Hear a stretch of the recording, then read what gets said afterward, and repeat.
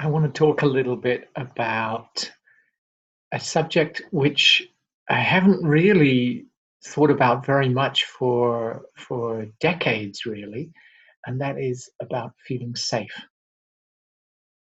And I'd like to bring together three things. It involves a young boy and a teenager and the Kogi people in the Sierra Nevada. And I'm thinking of them because of the Mamajiru project. And I've been thinking about feeling safe because recently I had the blessing or the opportunity to be reminded very, very strongly of memories from my childhood when I didn't feel safe. When I, as part of my childhood, I lived for 6 years, went to school for 6 years at a boarding school. So for about 3 months at a time, I would only be at that school. And it began at the age of 10. And it was a very dangerous situation, completely unacceptable in today's world, just not acceptable. Means that the teachers simply didn't take responsibility to make sure that the children felt safe. In my own case, in the case of all the boys, we were threatened by the violence or the possibility of violence at any time, day or night. There was nearly no control at all. And if somebody got killed, didn't happen, then there would be control, or somebody got injured. But that was all. Everything else, the teachers looked away. They did not want to take control of the situation. So this brought a big feeling into my body of not feeling safe. And we all find different ways to manage this feeling of not feeling safe.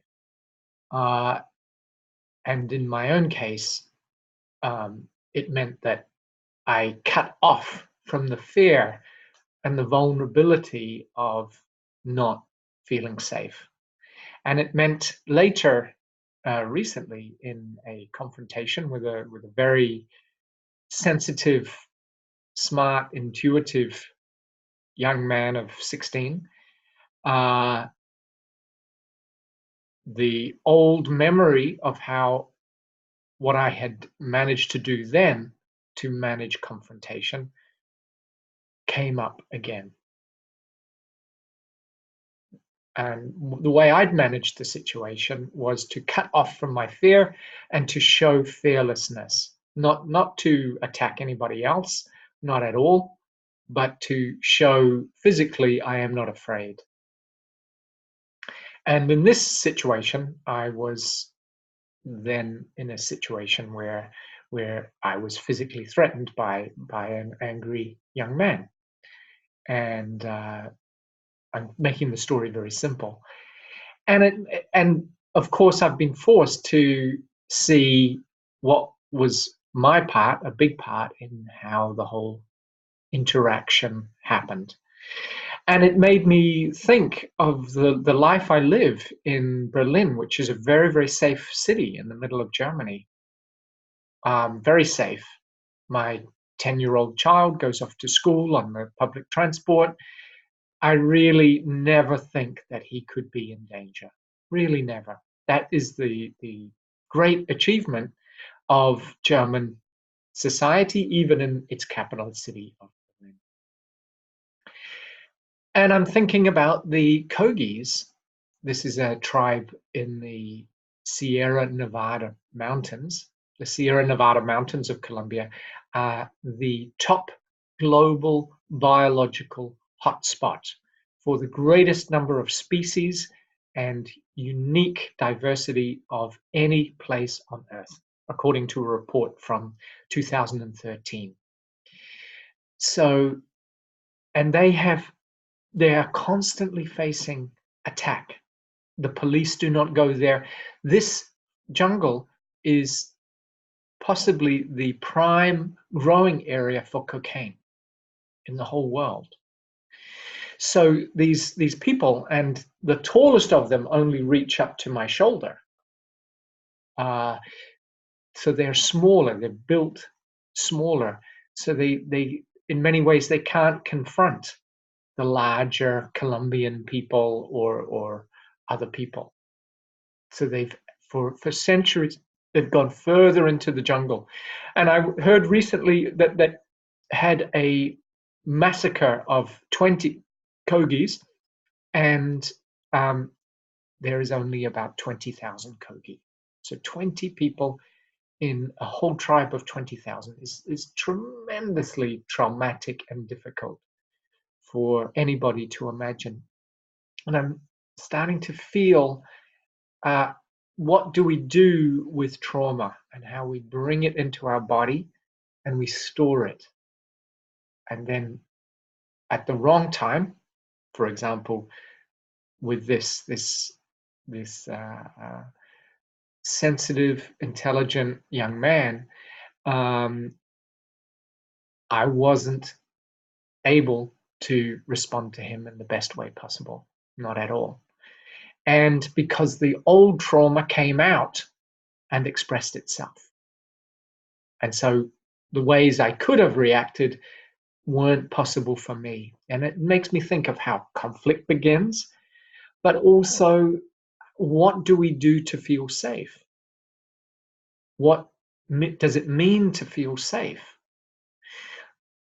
And I think this is a very big conversation, and I want to make this video not so long. But I want to leave you with the question, what does it mean to feel safe? And part of that, of course, is to feel physically safe. And I'm a man. Men also have all these issues of feeling safe, just like women do.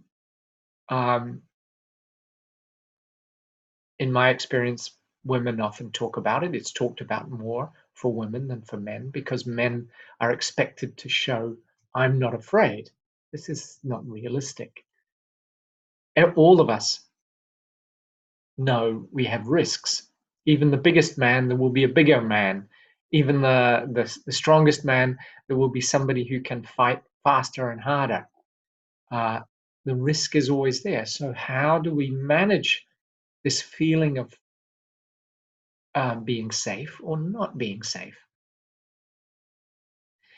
So as we start to look into it, then we have to ask the question, what does it mean to be and communicate in a way that is not causing feelings of insecurity and lack of safety with others? And this was very, very important in my meeting with the Kogis. How could I be with them? They didn't know me. I'm just another outsider, maybe causing big problems for them like so many times before. How could I be and communicate, I will do you no harm? So I'm leaving you with two questions.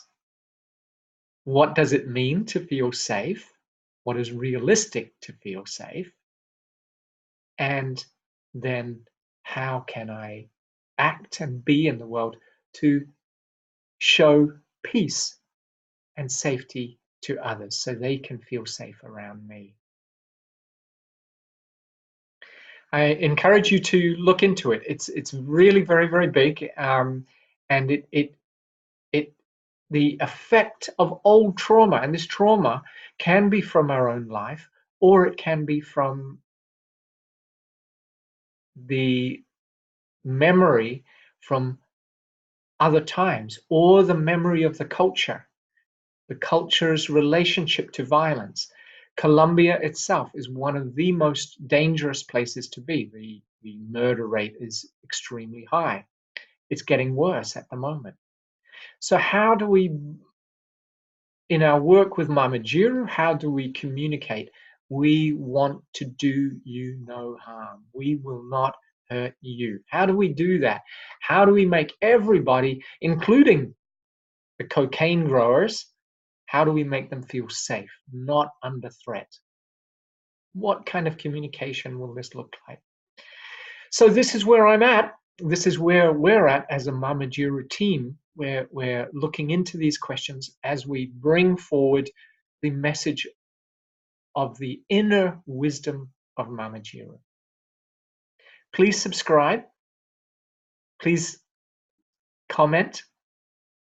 We're at the beginning of a long journey where this ancient understanding can come together with understanding from today. And I believe this is part of us finding a way through current crisis, chaos, uncertainty. How can we feel the safety so that we can be the best that we can be? Thank you for the time.